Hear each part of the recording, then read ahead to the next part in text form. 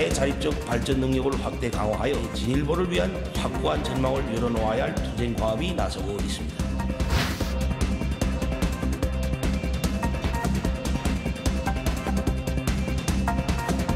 North Korea has huge natural resources. They have a lot of cheap, disciplined, educated labor right on the Chinese border.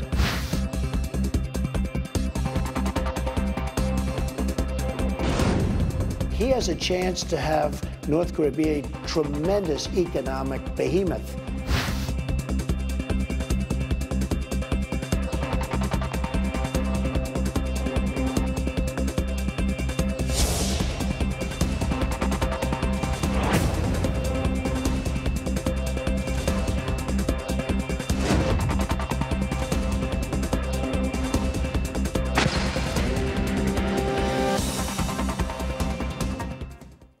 두 번째 북미 정상회담이 닷새 앞으로 다가왔습니다.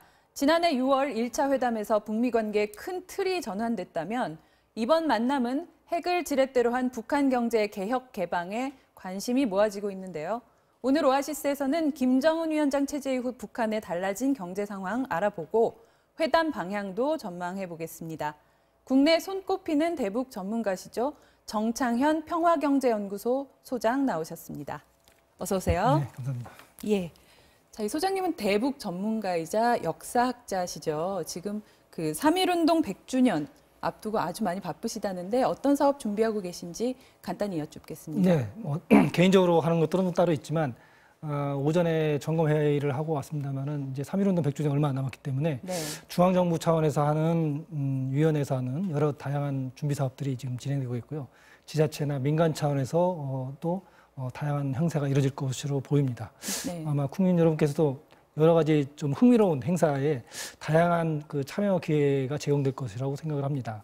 네. 다만 이제 원래는 이제 남북이 네네. 함께 공동 행사를 하기로 했는데 지금 뭐 북미 회담을 바로 코앞에 두고 있어 불가피하게 예. 북한이 조금 거절 의사를 밝혀왔는데 아마도 올해 5월부터 10월 사이 아마 8월 정도에는 남북 간에 공동행사 하나 정도는 되지 않을까 이렇게 네. 기대하고 있습니다. 예.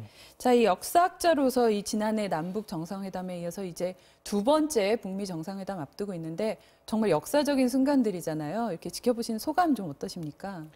한국 전쟁이 끝난 이후에 우리 한반도에는 두 번의 큰 그 냉전을 해체할 수 있는 기회가 있었다고 생각합니다. 네. 한 번이 이제 동서독 통일되는 그 시점, 예. 남북 기본합의서가 만들어졌을 때죠.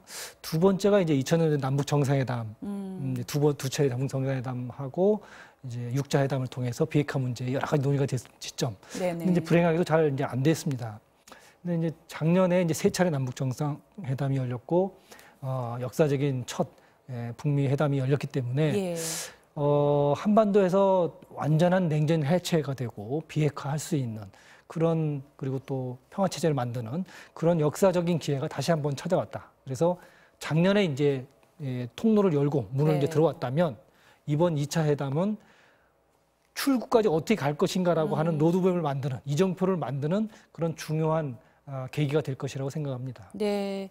자, 이 북미 정상회담 얘기를 좀 해보겠습니다. 이 트럼프 대통령이 얼마 전에 앞으로 북한이 엄청난 경제 강국이 될 거다 이렇게 언급을 했는데 이걸 그냥 비핵화를 유도하기 위한 정치적 수사로 봐야 된다. 또 이런 분석도 있습니다. 어떻게 보십니까? 뭐 두 가지 측면이 다 있다고 보지만 지난해 싱가포르에서 김정은 국무위원장을 만났을 때 김정은 위원장이 주로 트럼프 대통령한테 한 이야기가 네. 키워드가 두 가지였던 것 같아요. 하나는 경제 성장, 하나는 인민. 그러니까 자신들이 핵을 정말로 포기하고 완전한 비핵화로 갈 결심을 했고, 그다음에 그걸 위해서 이제 경제 성장 쪽으로 가겠다. 네. 그걸 포기하고 그런 거고, 그다음에 미국이 요구하는 여러 가지 빨리 해라든지 먼저 하라든지 이런 부분에 대해서는 우리 인민들이 이 부분에 대해서 지금 납득할 시간적 여유가 필요하다라고 하는 것을 네. 반대로 내세워가지고 많은 얘기를 했던 것 같아요. 네. 그래서 트럼프 대통령도 김정은 위원장이 경제 성장에 대해서 대단히 큰 의지를 갖고 있구나라고 하는 생각을 하고 있고, 그렇기 때문에 비핵화만 한다면 미국이 북한이 경제 성장을 하는 데 있어서 굉장히 큰 도움을 줄 수 있다라고 하는 어떤 당근을 계속적으로 이야기를 하고 있는 것이 아닌가 생각을 합니다. 네, 그래서 얼마 전 김정은 위원장도 또 이 경제 발전에 군부가 앞장서라 이렇게 아주 적극적으로 독려를 했는데 같은 맥락에서 이해를 할 수 있겠네요. 네, 이제 노동신문에도 비핵화가 굉장히 큰 결단이라고 하는 그런 글들이 실리고 네. 다시는 되돌아갈 수 없다라고 하는 그런 이야기들이 나오고 있습니다. 또 최근에 있었던 군부대회에서도 이제 군이 확고하게 경제 발전에 선두에 서야 된다라고 하는 그것은 결국 뭐라고 했냐면 군부가 갖고 있는 기득권을 좀 내려놓고 군수를 민수로 돌리는 그런 작업들의 속도를 좀 내야 된다라고 하는 것이거든요. 네. 이런 조건들이 참 지금 잘 맞는 그런 시점이라고 볼 수 있겠습니다. 네. 그렇다면 이 북한의 현재 경제 상황 많이 좀 위축돼 있는 게 사실이죠. 어느 네. 정도 힘듭니까? 심리적으로는 굉장히 이제 그 이전에 무역을 한다든지 장사를 했던 사람들의 입장에서는 굉장히 좀 불편함을 느끼고 아마 매출도 떨어졌을 겁니다. 네. 그리고 거시적으로 보면 새로운 단계로 가기 위해서 많은 SOC 투자도 필요하고 그런데 이게 경제 제재로 인해서 전혀 이루어지지 않기 때문에 굉장히 답답함을 느낄 거라고 생각을 합니다. 예. 다만 북한의 생활 경제를 보여주는 세 가지 지표가 있는데 네. 하나가 이제 석유가, 하나가 이제 그 환율, 그다음에 네. 이제 쌀값인데 이 세 가지가 비교적 안정되어 있다. 큰 변동 없이 되고 있다라고 하는 것을 보면 북한이 김정은 시대에 들어와서 상당히 이제 인민 생활 필수품과 관련된 부분에 많은 투자를 했는데 예. 그것이 일정한 효과를 내고 있다. 이렇게 볼 수 있겠습니다. 예, 김정은 위원장이 사실 그 취임 직후부터 세상에 좋은 건 다 가져다 쓰라. 이렇게 하면서 경제 발전을 주문했는데 뭐 덩샤오핑의 흥묘백묘론 얘기도 나오고요. 이 아버지 때와는 어떻게 다른 정책들을 그럼 추진해 왔습니까? 가장 중요한 변화는 정책의 도입과 판단 기준이 달라진 것 같습니다. 예. 그러니까 지금 김정은 시대에 들어와서 북한이 이야기하는 가장 두 가지 키워드가 세계적 추세, 그다음에 실리 이 두 가지거든요. 네. 그러니까 김일성, 김정일 시대 때는 북한이 어떤 정책을 내놓거나 어떤 것을 받아들일 때 그것이 이게 자본주의적인 것이냐 사회주의인 것이냐 이렇게 따졌다고 하면 지금은 이게 세계적인 추세에 맞는 것이냐 아니냐라고 하는 것이 기준이 됐다고 하는 것이죠. 네. 이게 북한판 어떤 흥묘백묘론이라고 볼 수 있겠죠. 예, 예. 그리고 이제는 실리가 나지 않는 것은 사회주의가 아니다라고 하는 이야기까지 나오고 있습니다. 그만큼 이게 어느 선까지는 갈지는 모르겠지만 지금 북한은 경제 성장 분배보다는 성장 쪽에 굉장히 무게 중심이 실려 있다. 그런 측면에서 보면은 어떻게 보면 이제 북한이 사회주의에서 자본주의로 가고 있다라고 하는 그런 성급한 판단까지 나오는 것이죠. 네. 그러나 아직까지는 북한이 얘기하는 우리식 경제 관리 방식이라고 하는 것은 기존의 전통적인 사회주의 기본 틀에다가 세계적인 추세와 실리가 나는 경영 방식 이런 부분들을 좀 접목시키려고 하는 수준에 와 있다. 네. 이렇게 볼 수 있습니다. 자, 이 북한 경제 얘기할 때 또 장마당이라는 용어가 빠지지 않고 나오는데요.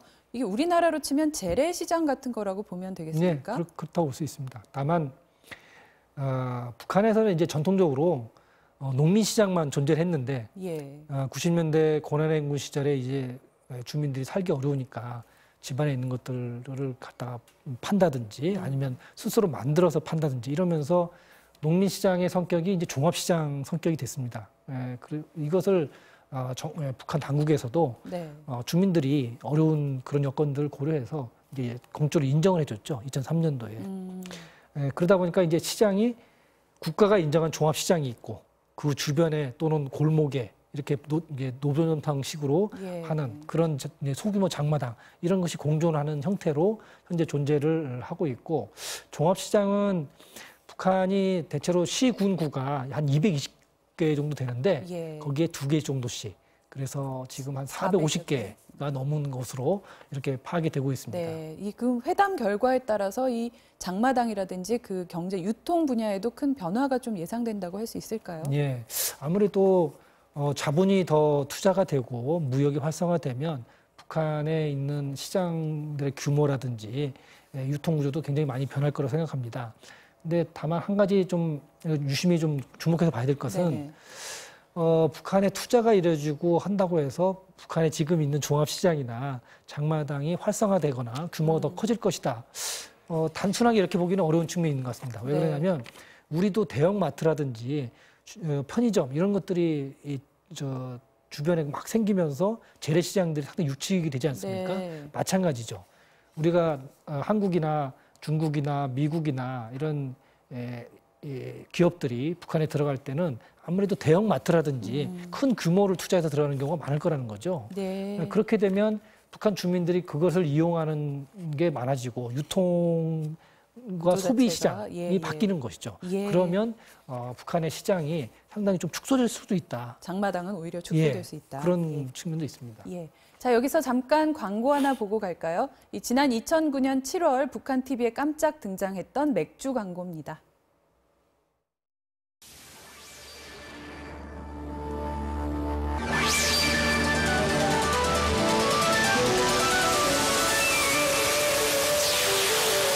신명의 자랑 대동강 맥주. 신명의 자랑 대동강 맥주. 쌀 맥주. 쌀 맥주.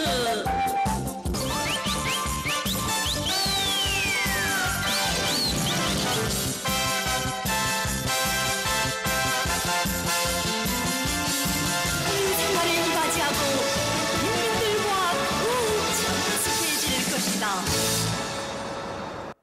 자, 최근 김정은 위원장 체제에서는 이런 광고가 또 부쩍 더 다양해지고 늘었다고 하는데 이건 어떤 의미일까요? 네, 아직까지는 북한에서는 방송 광고는 조금 시기상조라고 보는 것 같습니다.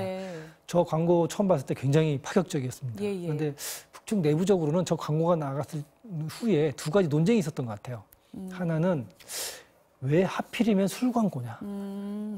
지금 예를 들면 힘든 주민들이 술이나 먹고 좀 잊어라 이런 거냐라고 하는 이제 얘기가 있었고, 두 번째로는 저런 광고에 아직 북쪽에 있는 좀 낮은 세대들이 익숙하지가 않은 것 같아요.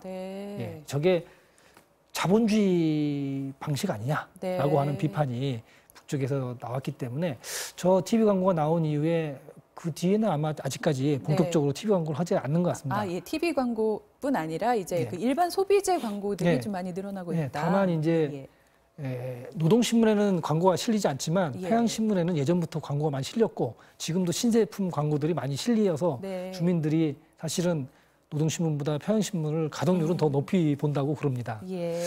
가장 큰 변화는 광고 회사가 만들어졌다는 거죠. 2006년도에 조선 광고 회사가 만들어져서 이제 국제 상품 전람회라든지 우리 지금 박람회 같은 경우에 들어가게 되면 그 입구에 북한에 있는 주요 기업들의 입학한 광고들이 쫙 세워져 있습니다. 두 번째로는 국제 경기나 체육 경기에 그 운동장 바깥에 서 있는 그 간판 형식의 광고들이 굉장히 다양해지고 그 회사도 굉장히 늘어나고 있습니다. 그리고 평양에 가장 먼저 광고가 들어온 것은 2000년도에 합작으로 생산된 평화자동차. 이게 평양시에 여러 군데 광고판을 세웠거든요. 그러니까 아무래도 인민을 위주로 한다라는 그 정책과도 맞물려 있는 거 아닌가 싶은 생각이 듭니다. 글쎄요. 광고라고 하는 부분이 북한에서 어느 수준에서 받아들일지, 왜냐하면 이제 자본주의라고 하는 그런 부분을 극복해야 될 것이기 때문에. 그런데 남쪽에서나 중국에서 큰 규모로 광고 시장에 투자를 하게 되면 북쪽에서도 아마 수용할 것이라고 생각을 합니다. 자, 이 북한 경제에서 또 이 돈주라는 사람들이 큰 역할을 하고 있다라는 보도도 나오고 있는데 어떤 사람들입니까?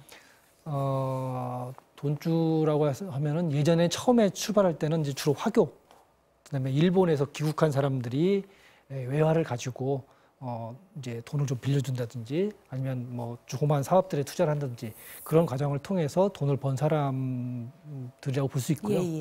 그랬다가 이제 90년대 고난의 행군을 지나면서 그 어려운 상황 속에서 돈을 번 사람들이 생기죠. 물자가 부족했던 시절이기 때문에. 그래서 무역을 한다든지 뭐 권력층과 연계를 해가지고 특혜적인 뭐 사업을 한다든지. 주로 건설 사업 쪽에서 많이 활약을 하나요? 초기에는 주로 무역이나 장사, 이런 분이었고요. 지금은 이제 아파트 분양이라든지 건물 건축 이런 또는 부동산 거래 이런 것까지 다양한 형태로 나타나고 있습니다. 네. 다만 이 사람들의 성격이 북한의 어떤 그 정권의 정책과 굉장히 밀접하게 협치적인 관계에서 지금 성장하고 있다 이렇게 볼 수 있고 예. 주로 대부분이 또 그렇게 연결되어 있는 여성들이 돈주의 중심을 형성하고 있다 이렇게 볼 수 있겠습니다. 자, 이 김정은 위원장이 베트남 하롱베이를 방문할 계획이다. 또 이런 보도도 나오고 있는데 앞으로의 관광 개발도 북한 경제 발전 중요한 축이 되겠죠. 2009년도에 북한이 3가지의 주력 사업을 확정을 했는데 네. 하나가 인력 수출, 해외에 나가는 네네. 부분, 두 번째가 자원 개발, 세 번째가 이제 관광입니다. 네. 그만큼 지금 10년 동안 북한이 관광 산업에 대해서 많은 인프라를 스스로가 건설을 했고 예. 또 인재를 양성하고 해외에 많이 파견을 해서 많이 이제 이 관광 산업에 눈을 떴다 이렇게 보여주고요. 작년보다 올해 대체로 한 3배 규모로 관광객 수를 늘리겠다라고 하는 그런 야심찬 계획을 세워놓은 것으로 이렇게 네네. 지금 전해지고 있습니다. 자, 그 짐 로저스와 같은 투자가들도 지금 북한을 주목하고 있는데 이 초기 투자 자본이 들어가기 위해서는 가서 실질적인 어떤 투자가 북한에서 이루어지려면 좀 어떤 변화들이 필요한 상황인가요? 일단은 국제적으로는 이제 경제 제재가 이제 완화돼야 되겠죠. 예.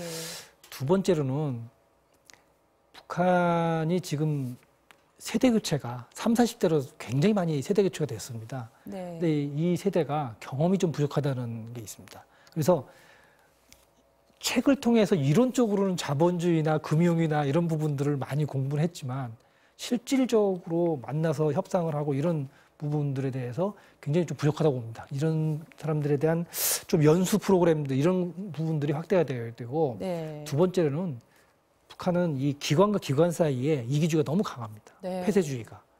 그러니까 지금 국제사회는 결국은 국제자본이 들어가려면 한국과 중국의 기업인들이 같이 들어갈 수도 있잖아요.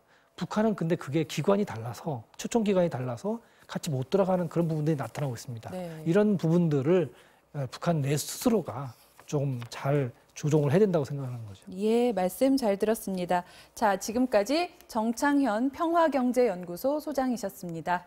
오늘 나와주셔서 감사합니다. 네, 감사합니다.